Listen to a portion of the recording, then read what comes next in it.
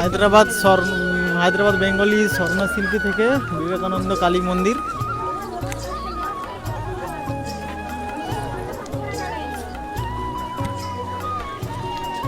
মন্দিরের গেটটা দেখো, প্রবেশদ্বার।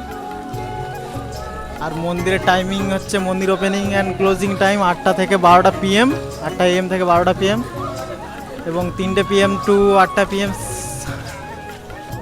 তো এই হচ্ছে এখানকার বিখ্যাত একটা বাঙালিদের কালী মন্দির। শুধু ভিউটা দেখো, পুরো চারিধারে দারুণ, একদম ওয়াও লাগছে দেখতে। এখানটায় এই কিছুক্ষণ আগে বৃষ্টি হয়েছিল, সেই জন্য একটু জল জল আছে, তবুও পাবলিক ভালোই আছে। এখানে রাধা নাম চলছে। তো আমরা ফার্স্ট এসেছি, সেই প্রথম একটা মন্দিরে এসেছি। দেখি এখানটা কি মন্দির আছে, কি ঠাকুর আছে।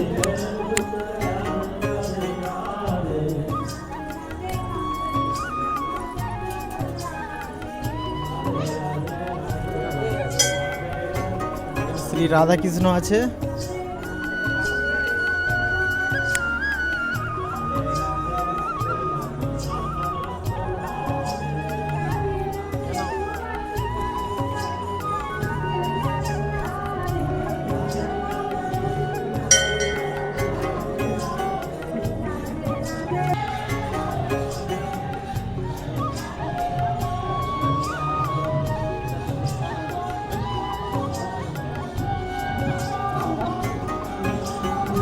রাতের লাইট কিছু কিছু জ্বালানো হয়ে গেছে, কেন সন্ধ্যা প্রায় হয়ে গেছে।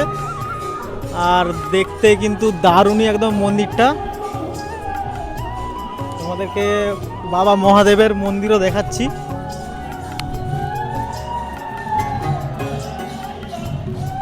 সব জায়গায় গেছি তো বাবার মন্দির থাকবে না, এটা তো হতেই পারে না।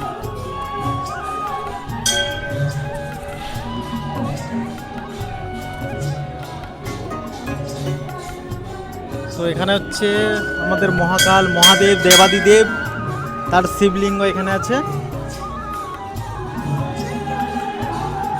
তো এখানে এখন সব আমাদের গ্যাংয়েরা ছবি তোলায় ব্যস্ত আছে, কারণ এখানে তো আসার সময় একদম হয়েই উঠেনি। কাজের চাপ, এত কাজের চাপ ছেলেদের, একটুও মানে ডয়ার গড়া থেকে বাইরে বেরোবে। তো সেই জন্য আজকে বেরোতে পেরেছে। আমরা কারা এসেছি, অনেকদিন পর আমরা আসতে পেরেছি, সেই হিসাবে আজকে প্রচণ্ড ছবি তোলা চলছে, যাতে স্মৃতিও থাকবে। কাল যদি মরে যায় তো স্মৃতি হয়ে একটা থাকবে।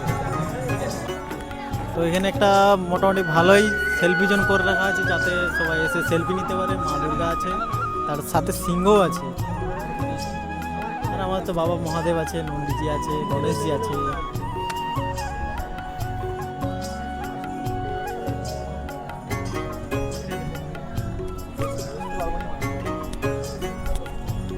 রাতের টেম্পেলটা দেখো।